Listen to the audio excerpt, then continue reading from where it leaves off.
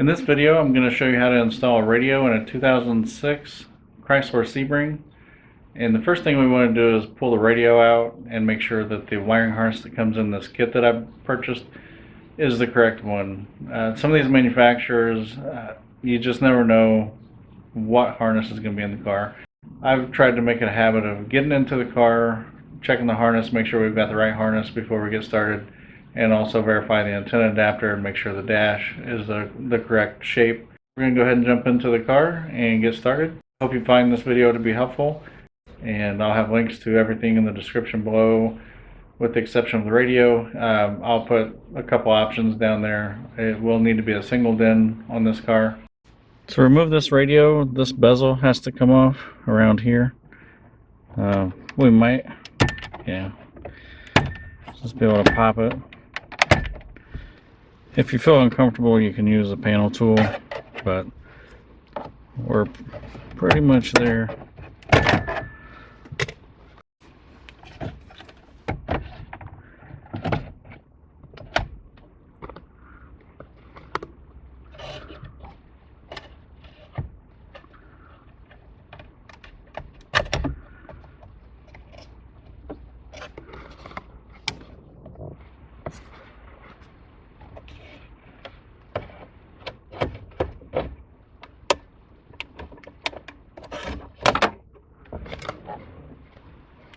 So we got that panel off. Now for the radio, we've got either 7mm or Phillips screws holding it in.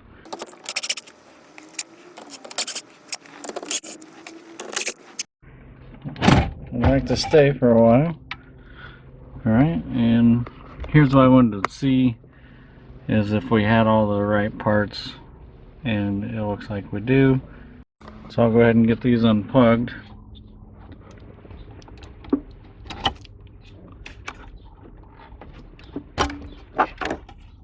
And then to undo the antenna adapter, you pull back on this black part.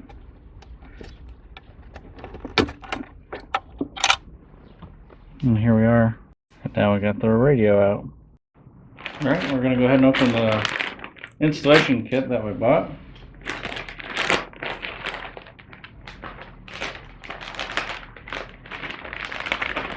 So this has the dash kit,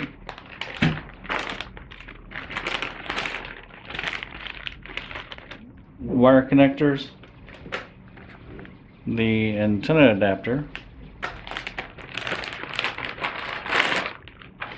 and last but not least, the wiring harness.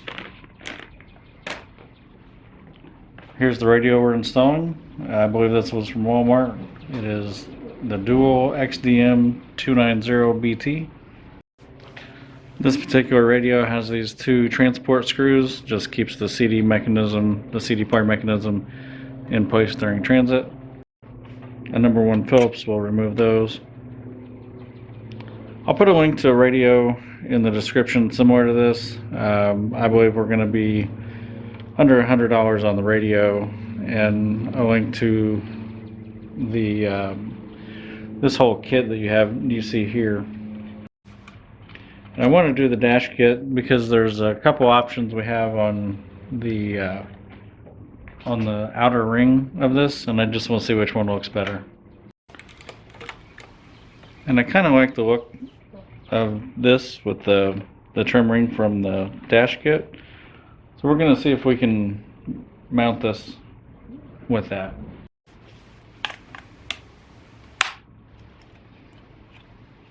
Alright, so try to get you in here where you can see.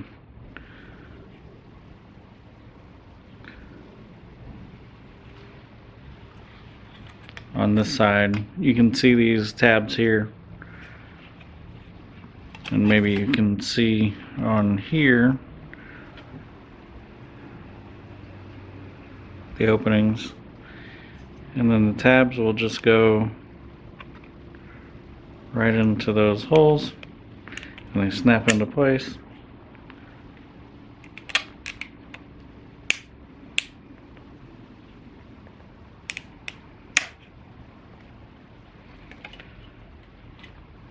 And then to get this one to go, just kind of Alright, so now we should be able to slide our radio in here and then use the screws that come with the radio. Use these screws that come with the radio to mount it. On this dash kit it tells you what's top, so we know we want the radio to be oriented this way.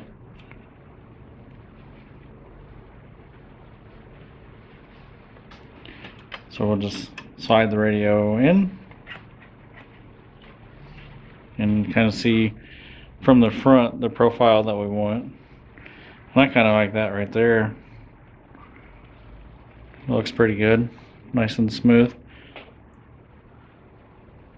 So we'll go ahead and put these screws where they'll grab. These will be a number 2 Phillips.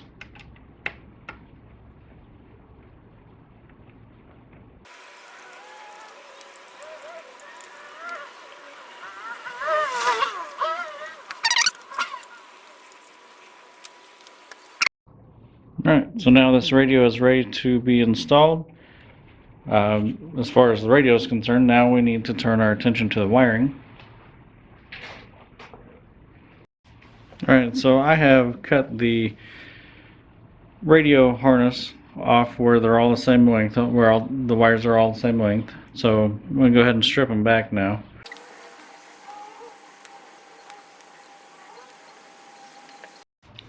So on this harness, there's a couple wires that we're going to not use. That will be the brown, which is a telephone mute wire, and the orange-white, which is an illumination dimmer wire. These wires are not present on the radio side, so we're not going to need them here. And I'll cap those off when we're done. Just start with one harness and get the connectors on, then I'll move to the next harness. I like to twist the wire and fold it over to help lock the connector on. Might not be necessary. And when I have 2 wires like this, these are 2 grounds, I'll just twist those together, push that on, and then go ahead and crimp it. And I'll have links in the description for all the tools that I use.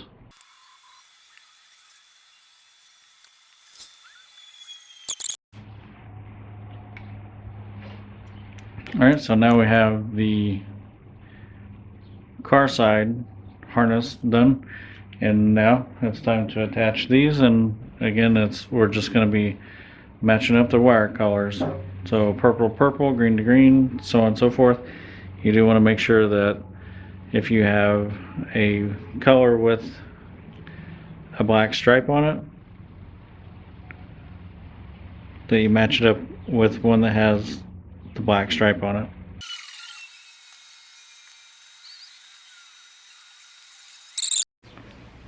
Now these, the black and the yellow, are thicker gauge wires. I'm not going to fold them over. They're going to be kind of tight in the connector.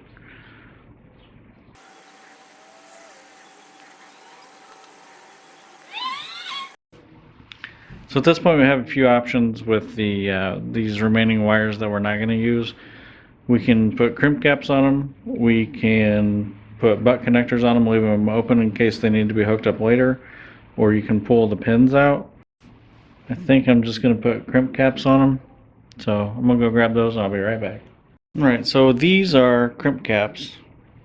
And they're just what they sound like. They're caps for wires.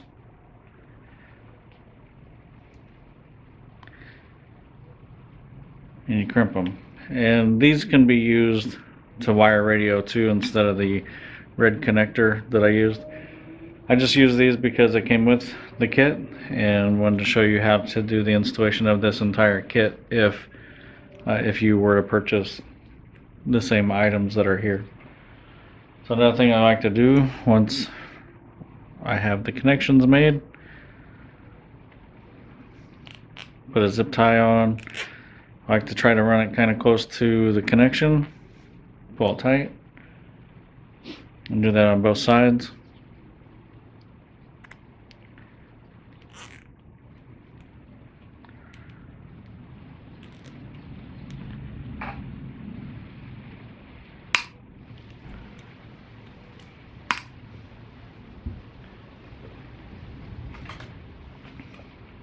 At this time, we are ready to plug this side into the car. We will take the antenna adapter and we'll go ahead and the first thing we'll do when we get in the car is we'll plug this in to the factory antenna wire. And if you have to buy an antenna adapter, what it does, it changes so different manufacturers like to put different ends on their antenna, and this is this aftermarket standard. We'll get the antenna adapter plugged in, and then we'll start fitting the radio in. Alright, the first thing we're going to hook up is our antenna adapter. Got that plugged in. Now we have the harness that goes into the car side.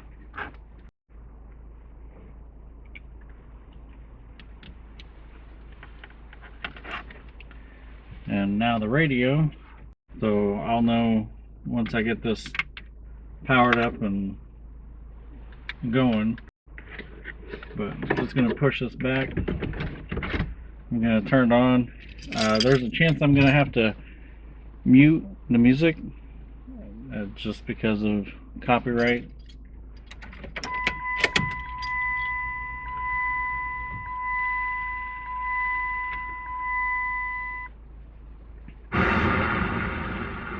But it is working. We do have sound. Alright, so we know that works. I'm going to go ahead and continue with getting the rest of it installed. Get the dash panel back on.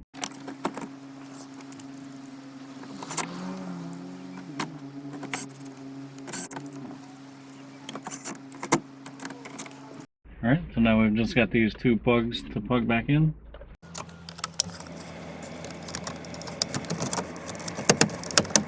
And here you can see what the final installation looks like. It's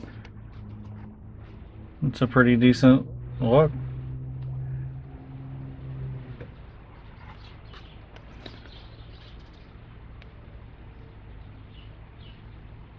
So I just wanted to bring you along with this installation so you can see what it takes to install a radio. This is just a single DIN in a 2006 Chrysler Sebring. The years 2001 to 2006 I think are the same body style, but they might not be the exact same wiring. So I'll leave a link in the description to an application guide where you can verify whether or not they're the same. But if you have any questions, put them in the comments below, and if you have any feedback, I'd like to hear that as well. I'm going to continue testing the CD player, make sure everything works fine. But thanks for watching, and I hope I'll see you on another video.